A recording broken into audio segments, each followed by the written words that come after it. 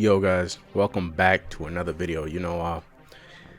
After taking a little break for the game, I decided that I should come back and play it a little more. I saw that the update went through that's supposedly supposed to fix the survival bugs and a lot of other things. So let's see.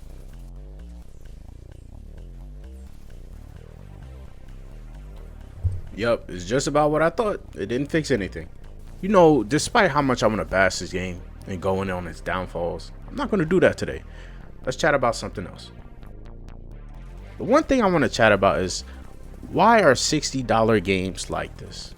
For the past few years, $60 games have not been worth $60. The latest one I could think of that was worth $60 was Ghost of Tsushima. And that came out last year. And that was a goddamn stunning, beautiful masterpiece. And a great game for swordplay. Like, we all know that. But besides that, it's nothing good that came out.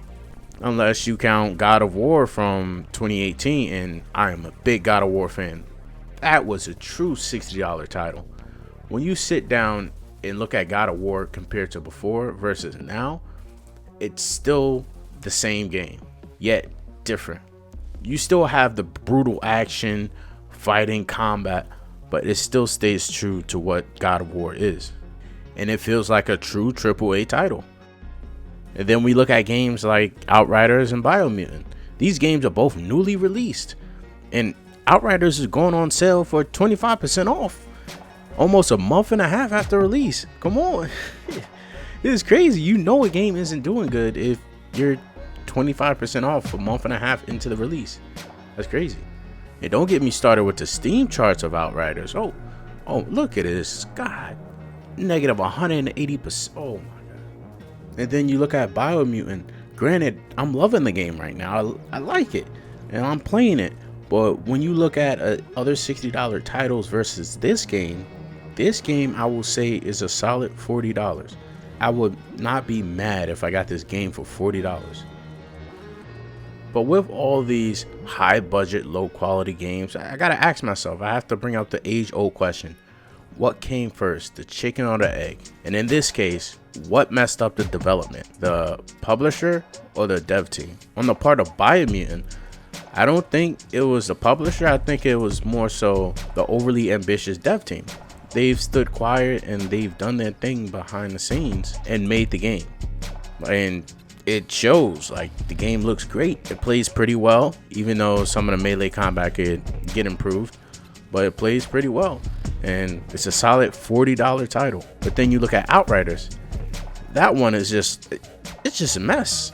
You have a game that could be considered mainly single player, yet it requires online. Online will be a great option, but to have a game that could be played mainly single player have to have online capabilities. I feel like that's like, why? You're not a live service.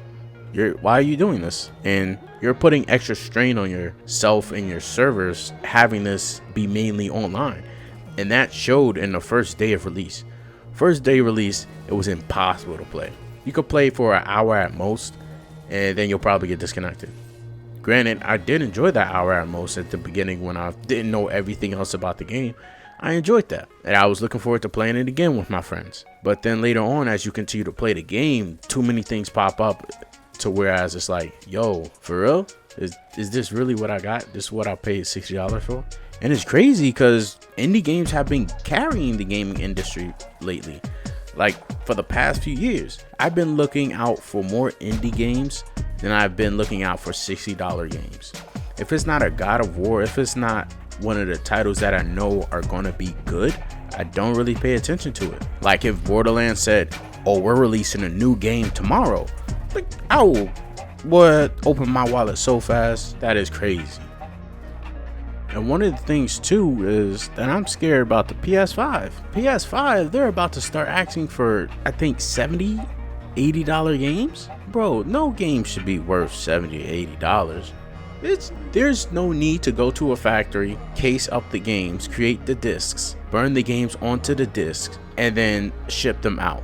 We have digital downloads. That eliminates everything. So there's no reason for these games to be that high in price.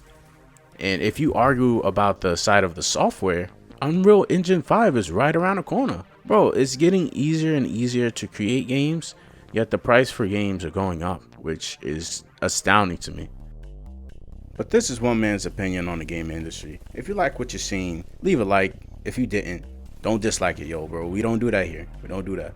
But yeah, I will catch you guys next time in the next video.